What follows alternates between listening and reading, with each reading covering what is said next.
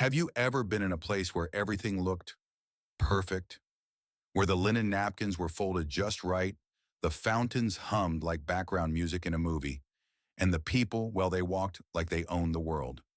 Now imagine this, you're 10 steps outside that perfection, hungry, invisible, and yet you're the only one who sees what's about to go terribly wrong. What would you do? Would you stay quiet or shout? This isn't a story about food. It's not even really about a cafe. It's about what happens when truth tries to speak in a place built on silence. Stay with us because the next few minutes might make you see strangers and courage in a whole new way. It started like many stories do, on a warm afternoon in the city, the kind where the sun drapes itself gently over buildings and even the breeze seems to know how to behave. Nestled between rows of carefully trimmed trees stood a cafe so polished, so exclusive, that most people didn't even glance at it. Not because they didn't want to, but because they knew they didn't belong. Inside, silverware clinked softly on porcelain. Waiters moved like dancers between tables. There were quiet chuckles, half-read newspapers, and hands draped with diamond bracelets, stirring cappuccinos. But just beyond the patio rail, someone was watching. A boy. Shoes too big, hoodie too thin, eyes too sharp for someone his age. His name was Malik. And while the rest of the cafe basked in comfort and control, Malik saw something no one else did. Something that didn't belong in that perfect picture. Something that made his heart pound. Something that would change everything. And it all began with a bowl of soup and a woman's smile that didn't quite reach her eyes. The Park Cafe wasn't just any cafe, it was the cafe. The kind of place where table reservations were whispered like secrets, and getting one felt like being led into a private club, only without a password. The waiters wore starched uniforms and polished shoes. The chairs were carved from mahogany. And the menus, they didn't show prices. Because if you had to ask, you weren't meant to be there. Everything gleamed. Everything whispered luxury. To the regulars, it was a sanctuary. To outsiders, it was a fortress. On that particular day, the sun spilled gently through the trees, dappling the patio in golden light. Flower boxes bloomed at every corner, and the air smelled of freshly baked bread and roasted coffee beans. It was in every sense picturesque. At a prime table in the center sat Charles Whitmore, a man with a name that carried weight, money, and legacy. Everything about him said success, from the cut of his suit to the gold-rimmed glasses resting on his nose. Across from him sat his wife Victoria, younger, dazzling, composed. She looked like a magazine ad come to life. To any casual observer, they looked like royalty at brunch. But looks lie. Just a few feet beyond the cafe's ornate railing stood someone no one wanted to see: a boy in an oversized hoodie watching silently from the other side of the gate. His name was Malik. He wasn't part of the ambiance. He didn't fit the frame, so he was ignored. Isn't that often how it goes? We build little worlds for ourselves, neat, shiny, curated worlds, and anything that doesn't match the color scheme gets pushed outside the fence. Not because we're cruel necessarily, but because we've grown comfortable with pretending that if something isn't inside, it doesn't exist. Malik knew this well. The fence wasn't just metal. It was made of glances that looked away, of conversations that lowered their voices, of kindness that never quite crossed the sidewalk. He stood there hungry, watching, not angry but aware. And that's where this story truly begins. Because sometimes it takes someone who's been left out of the picture to see what the picture is really hiding. Sometimes the truth doesn't sit at the table. Sometimes it waits quietly on the other side of the fence. And on that day, it waited with Malik. Charles Whitmore didn't come from money. He built it. Brick by brick, deal by deal, mistake by mistake. In his 20s, he started with nothing but a rusted pickup truck, a worn-out briefcase, and a stubborn refusal to fail. He sold homes by day, studied markets by night, and somehow turned his first duplex into an empire. By 72, Charles had real estate portfolios stretching across 3 states, a private investment firm, and a name that opened doors most people didn't even know existed. But what defined him wasn't just the money, it was how he carried it. He didn't boast, he didn't flaunt. He was the kind of man who ordered black coffee at million-dollar meetings. People respected Charles not just for his wealth, but for the quiet discipline behind it. And yet, even the wisest men can be blind to the people closest to them. Sitting across from him that day was Victoria, his second wife. Younger, smarter than most gave her credit for. Beautiful in a way that made you pause, but polished in a way that made you never question it. She'd been a PR executive before marrying Charles. Knew how to read a room, knew how to say the right thing, knew how to be perfect. To the outside world, they were a picture of balance, wisdom, and youth power and grace. But inside that picture, cracks had begun to form. Charles felt it but couldn't name it. A subtle shift, a tone change, a silence where laughter used to be. Victoria had grown colder, more distracted. She spent more time on her phone than in conversation. Her touches became polite, her smiles practiced. Still, he didn't ask. Maybe he didn't want to know. Maybe he thought she just needed space. Or time. Or attention. It's funny, isn't it?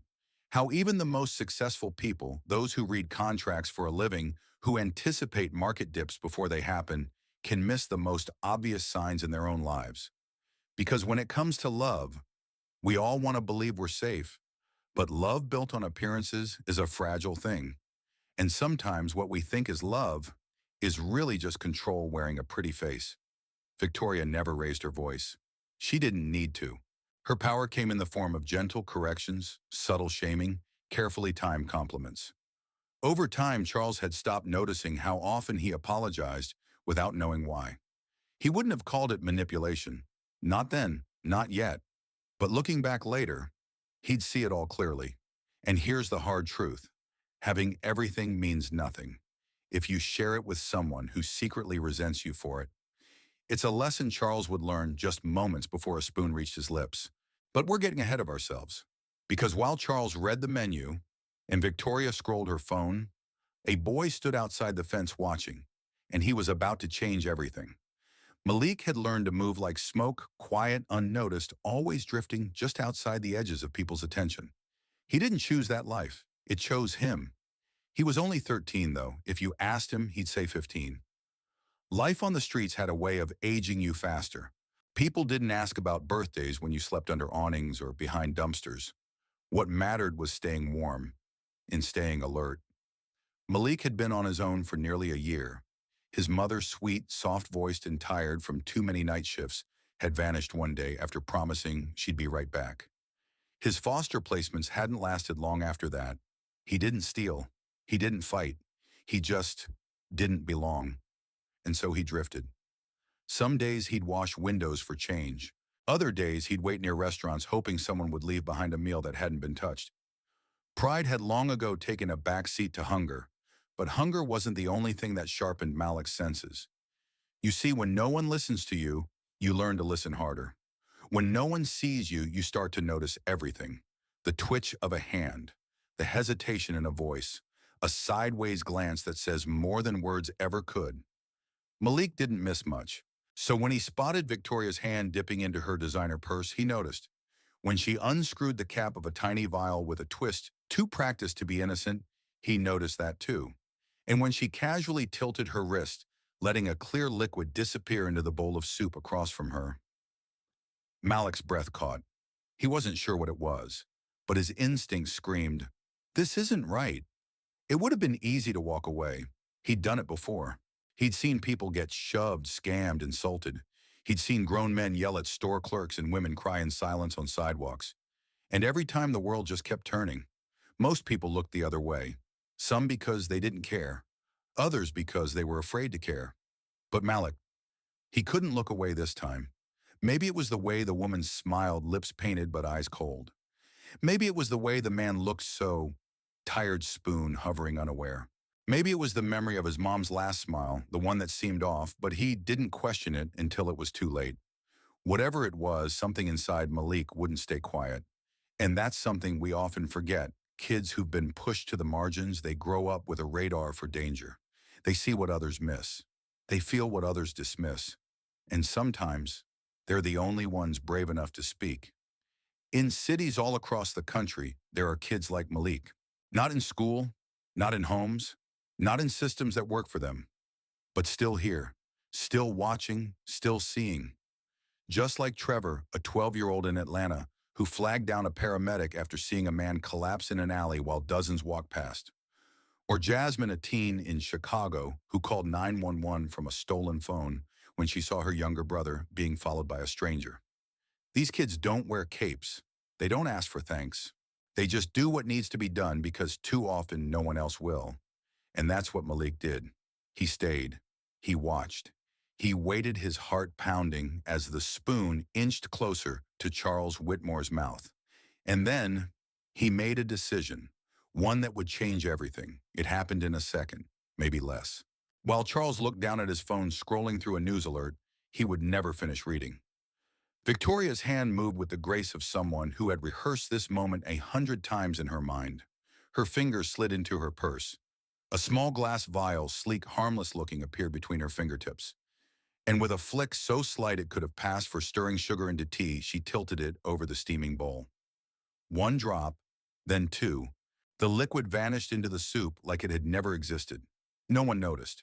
Not the waiter adjusting cutlery, not the couple behind them laughing over sparkling wine, not even Charles seated just inches away. No one, except Malik. He saw it all, and for a moment he wondered if he'd imagined it, because people like her didn't do things like that. Did they? But there was no mistaking the cold flicker in her eyes as she slid the vial back into her purse. No mistaking the way she leaned in a little too close, her voice barely above a whisper. After all the trouble I've gone through, you won't ruin this now. It wasn't just a drop in a bowl. It was a drop that cracked the illusion. We like to believe that evil wears a face, something obvious, something grotesque, but often it looks like a silk blouse and a calm smile. It looks like someone who knows just how to blend in. That's what makes it dangerous. Because when someone appears perfect, we stop asking questions. In 2018, a woman in Florida poisoned her husband's protein shakes for weeks before anyone believed him. He was successful, respected like Charles. She was charming, social like Victoria. People only believed him after it was almost too late. What Malik saw wasn't just an accident or misunderstanding. It was intent. And that's what made it terrifying. He felt it in his bones. His palms began to sweat. His heart pounded louder than the hum of the fountain nearby. Everything in him screamed, say something, do something, now. But fear is a tricky thing, especially when you're a kid with dirt on your hoodie and holes in your shoes, standing outside the gates of a world that has never once invited you in. What right did he have to speak? What chance would his voice have against hers? But sometimes courage doesn't roar. Sometimes it trembles. Sometimes it starts with a breath, a step forward, and a voice that cracks as it says, don't eat that. Malik stood frozen, one hand clutching the cold iron fence, the other balled into a tight fist.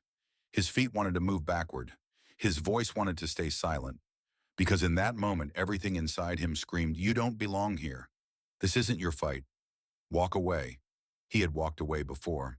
Like the time he saw two men yelling at a cashier, throwing slurs like knives, while the security guard pretended to be on break. Or the night he saw a woman sitting alone at a bus stop, crying quietly as a man towered over her, whispering threats that no one else seemed to hear. And each time Malik convinced himself it wasn't his business, that his voice wouldn't matter, that no one would believe a street kid who hadn't had a home-cooked meal in months. Because that's the story the world tells people like him. Stay invisible, stay quiet, survive. But this time felt different. This time someone's life was on the line. And if he didn't speak, who would he look at? The man Charles, still distracted by his phone spoon, hovering just above the bowl. So close. Too close. Malik swallowed hard. His legs moved before his brain could catch up. He stepped through the open gate, heart pounding louder with every step toward the center of the cafe. And then with a voice that cracked like a dry twig in winter, he shouted, don't eat that.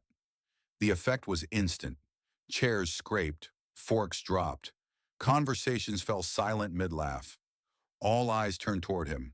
Malik felt their stares like heat lamps burning through the holes in his hoodie, reading the shame stitched into his sleeves. But he didn't run. He didn't back down.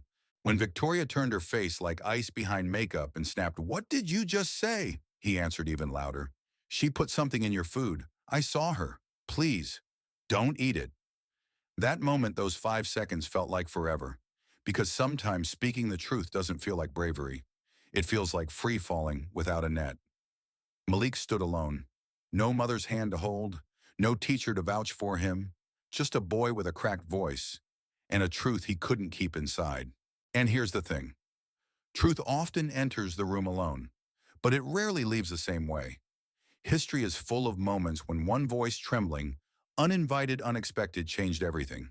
Like Claudette Colvin, a 15-year-old girl in Montgomery who refused to give up her bus seat months before Rosa Parks did. Or Ryan White, a teenager who fought for HIV awareness in the 1980s when no one wanted to talk about it. They weren't famous. They weren't powerful. They were just brave when it mattered most. And so was Malik. He didn't have a lawyer or an audience or a guarantee that anyone would believe him. But he had the truth. And the truth, when spoken from the heart, has a weight that no amount of status can silence. The café held its breath. Charles looked up. Spoon paused.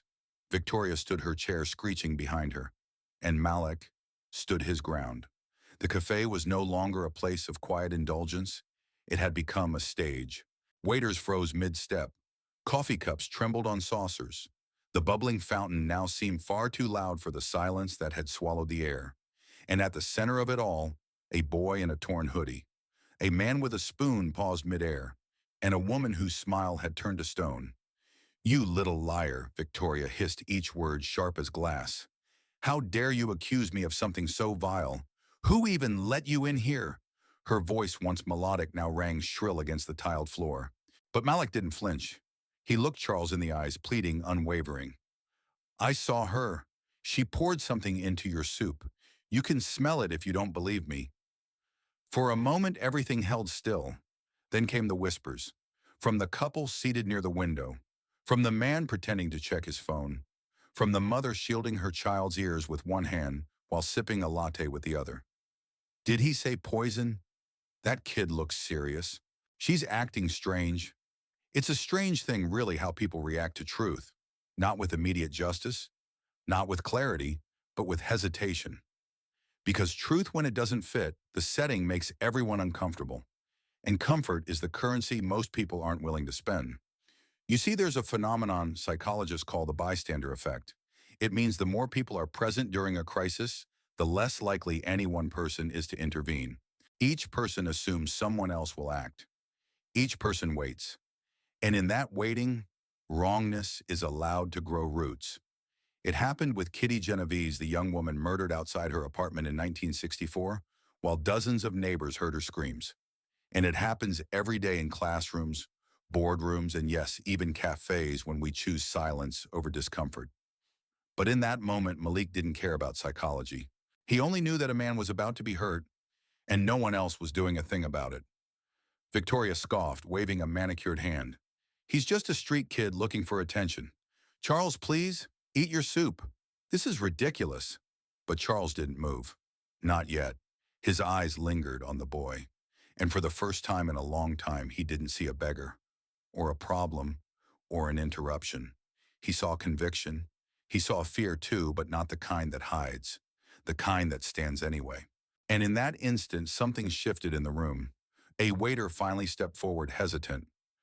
"Sir, would you like me to call someone?" Victoria's mask cracked just slightly. A flash of panic danced across her eyes. Because when silence breaks, so does the illusion of control. And here's the truth most people forget. Silence is not neutral. It protects the powerful, it punishes the brave, and it allows injustice to wear a smile.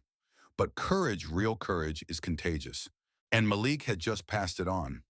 Charles stared at the boy, then at the soup, then at his wife. Something shifted in his chest, subtle but undeniable, like a lock clicking halfway open. He didn't want to believe it. Not her, not Victoria, not the woman who had sat across from him all these months smiling politely, nodding at dinner parties, holding his arm in public, like everything was fine. But then, almost against his will, the memories started surfacing. That business trip last month when he came home early and found her on a phone call that ended too quickly. The time he got sick violently, suddenly after a glass of wine she insisted he try. The way she'd begun suggesting he rewrite parts of his will just in case. Always said with a laugh. Always brushed off. It had felt odd then, but now it all began to form a picture. not a sharp one, not yet, but blurry outlines of something he couldn't ignore anymore. Across from him, Victoria was still talking fast, defensive, her tone sharp like a knife wrapped in silk. "This is absurd," she said, laughing a little too loudly. "He doesn't even know who you are, Charles.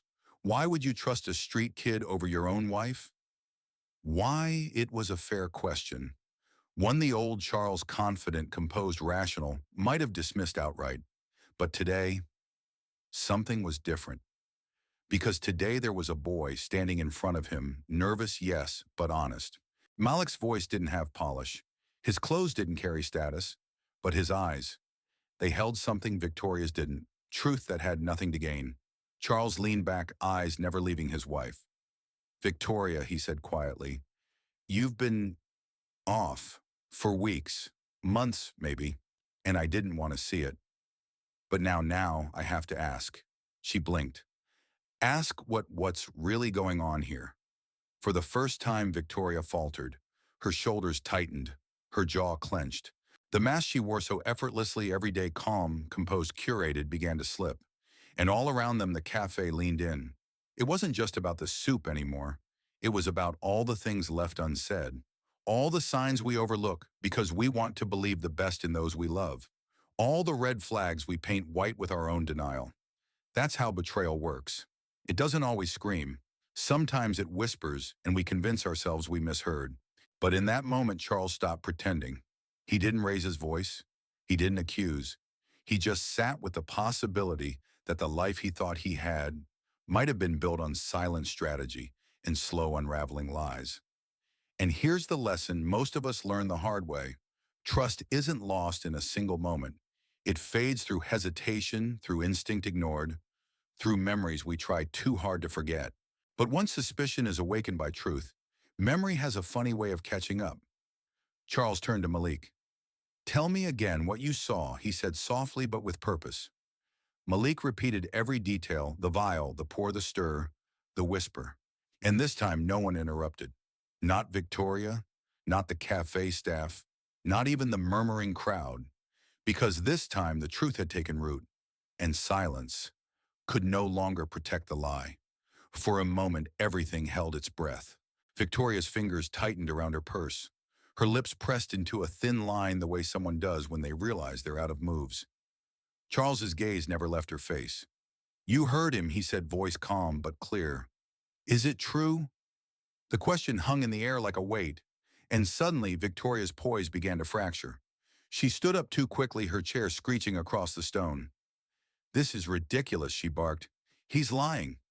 Look at him. What motive would I even have?" But the outburst didn't land the way she hoped. Because when someone's always been perfectly polished, any crack becomes a canyon. Eyes turned. The crowd watched not out of curiosity anymore, but recognition. Something wasn't right.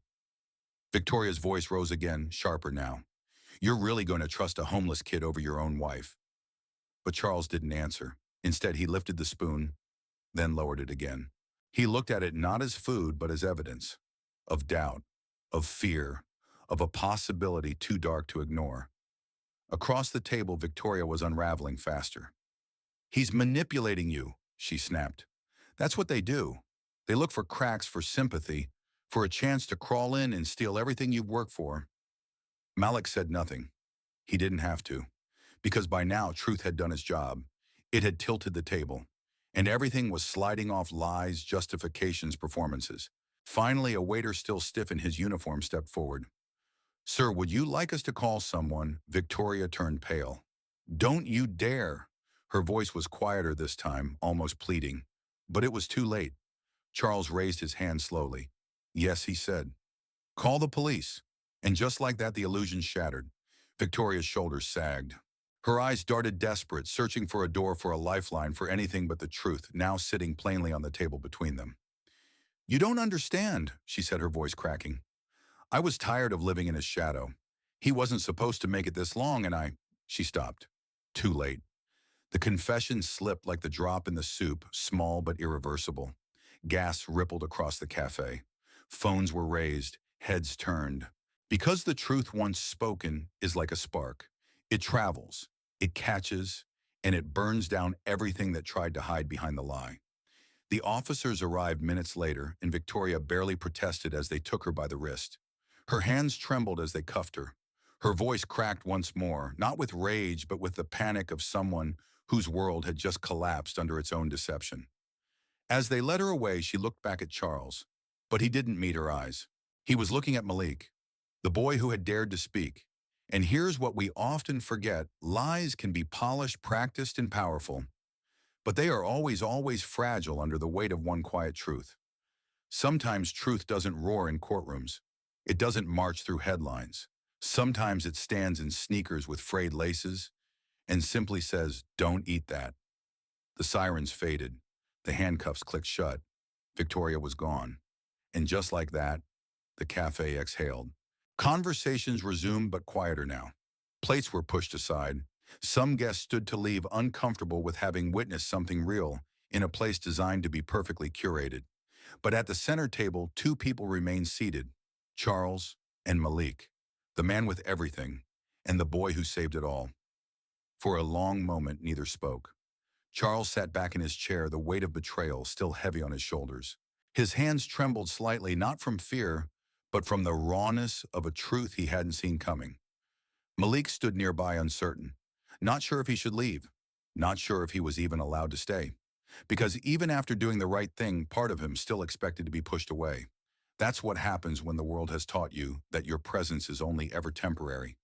But then Charles looked up, really looked, and for the first time he didn't see a disruption. He saw courage. "Malik," he said softly, gesturing to the seat across from him. "Come sit."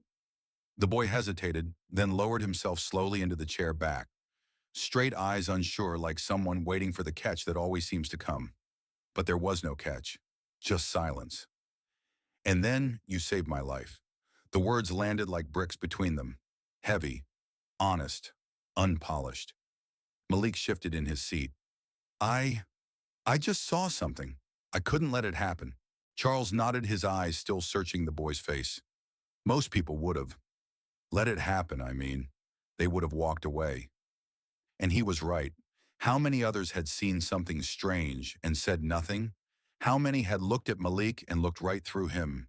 Yet here he was, the only one who had spoken up. That's the thing about recognition. It's not about fame or followers or likes. Sometimes real recognition is when someone powerful looks you in the eye and says, "Thank you." In 2020, a teenager named Zariah Abdurrahman stopped a police officer from arresting the wrong man by calmly stepping in and recording the incident. Her video changed the outcome. She wasn't rich. She wasn't famous. She was just brave. And like Malik, she didn't do it for reward. She did it because her heart wouldn't let her stay quiet. That's the kind of strength we often overlook. Not the loud headline-making kind, but the small, stubborn voice that says, "No, this is wrong." Charles reached into his coat pocket and pulled out a phone. He stepped away to make a brief call. Malik sat nervously, watching the man who minutes ago could have been another silent victim. Now he was something else entirely. When Charles returned, his expression had changed, calmer but focused. "Help is on the way," he said gently. "I've called someone I trust. They'll make sure you have a place to stay tonight. Somewhere safe." Malik's eyes widened. "You don't have to." "I want to," Charles interrupted, "because if someone like you hadn't spoken up, I might not be here to say thank you." He paused, then added, "And if you'll let me, I'd like to do more than just one night." Malik looked down, trying to swallow the emotion that rose up in his throat. Because when your whole life has been about being invisible, being seen feels almost too big to hold. But he didn't cry. He just nodded.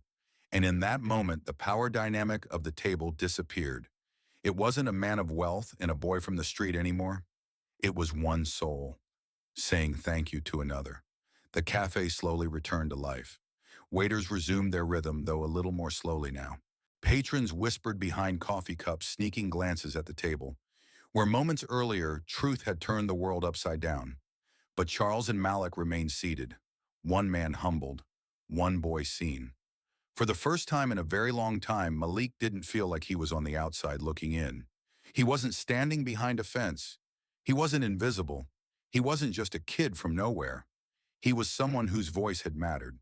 And in a world where it's easier to scroll past suffering, to stay silent for safety, to mind your own business and call it being practical, that mattered more than anyone could know. Because the truth is, this change rarely starts with crowds. It starts with one person, brave enough to say something when no one else will, just like it did with Malik, and not just in cafes. In 1960, four black college students sat at a whites-only lunch counter in Greensboro, North Carolina. They didn't shout, they didn't fight, they just sat, and they changed history. One voice, one stand, one ripple that became a wave. It's easy to believe that we're too small to matter, that someone else will speak up, that someone else will step in, that the world will fix itself if we just stay quiet long enough. But it never has, and it never will. Sometimes the person no one listens to is exactly the one we need to hear. Charles learned that. He didn't just get a second chance at life that day. He got a second chance at seeing the world differently. And Malik, he walked away with more than a place to sleep. He walked away with dignity, with the knowledge that his voice, his instincts, his courage meant something. We may never know what becomes of him, whether he takes that one moment and builds a new path, whether Charles continues to help, or whether the world offers him new chances. But what we do know is this. That day in the middle of a polished cafe built on appearance and power, a boy who had nothing gave everything he had, his voice, his courage, his truth, and that changed everything. So the next time you see something that doesn't feel right, don't assume someone else will speak. Maybe that someone is you. Some stories stay with us, not because of how loud they were, but because of how quietly they reminded us of who we could be. Malik didn't wear a uniform. He didn't have a title. He had no reason to believe the world would ever listen to him, and yet he spoke. He saved a life. He exposed a lie. He stood alone, and still stood tall. And maybe that's the kind of bravery we need more of. So if this story touched something in you, if it made you pause, reflect, or see someone differently, don't let it stop here. Subscribe to That Person Was Me for more true stories that shine a light where others look away. Like this video if you believe that courage can come from the most unexpected places. Comment below. Have you ever witnessed something and had to decide whether to speak up? And most importantly, share this story with someone who needs a reminder. One voice, one moment, one act of courage can change everything.